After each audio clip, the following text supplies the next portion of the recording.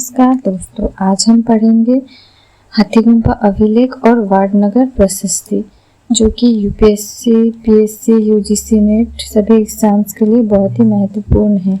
तो चलिए शुरू करते हैं आज का क्लास। तो आज सबसे पहले पढ़ेंगे हाथीगुम्फा अभिलेख। तो ये है हाथीगुम्फा अभिलेख। अब हाथीगुम्फा अभिलेख के ये रहा हाथीगुम्फा अभिलेख, और ये अंदर के ये गुफा है और ये अंदर की लेक है। हाथीगुम्फा अभिलेख कलिंग के राजा खारवेल का है। हाथीगुम्फा अभिलेख किसका है? कलिंग का राजा खारवेल का है।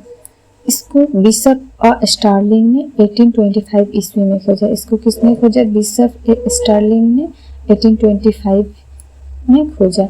यह ब्राह्मी लिपि एवं प्राकृतिक भाषा में एक बिना तिथि वाला लेख है। ये कौन सी लिपि में है? ब्राह्मी लिपि, और भाषा इसकी क्या है? प्राकृत भाषा है। एक बिना तिथि वाला लेख है, मतलब इस अभिलेख में कोई ईयर नहीं दिया गया है, कोई तिथि नहीं दी गई है। नहर निर्माण एवं इस नहर निर्माण और नंद वंश का उल्लेख का ये प्राचीनतम साक्ष्य है। मतलब सबसे पहला नंद वंश का उल्लेख और नहर निर्माण का उल्लेख इसी अभिलेख में मिलता है।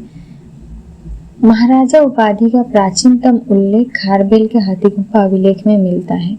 महाराजा जो एक उपाधि है प्राचीन राजाओं के लिए मध्य युग में भी, तो महाराजा उपाधि का प्राचीनतम अभिलेखीय उल्लेख हाथीगुम्फा अभिलेख में ही मिलता है।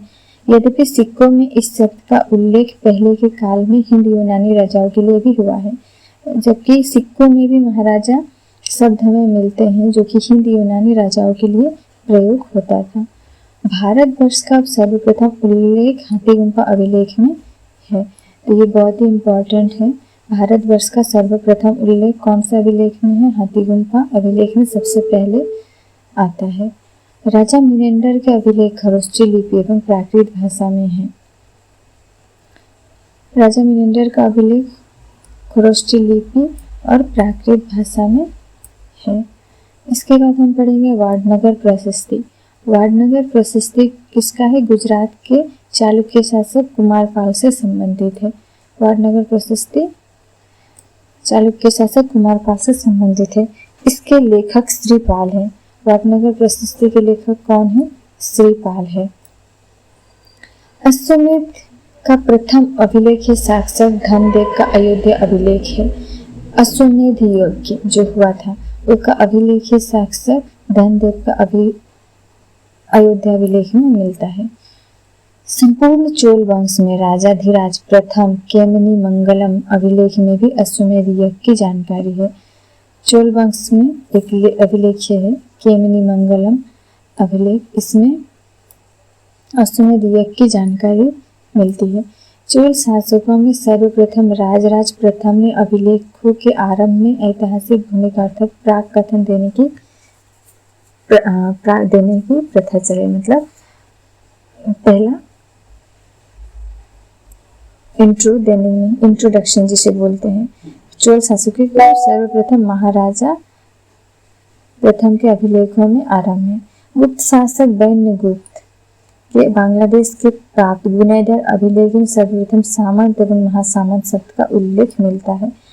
गुप्त शासक वैन्यगुप्त के बांग्लादेश में जो अभिलेख मिला है उसमें सबसे पहले सामंत और महासामंत शब्द का उल्लेख मिलता है, जो कि राजा के अंडर में सामंत थे और महासामंत थे।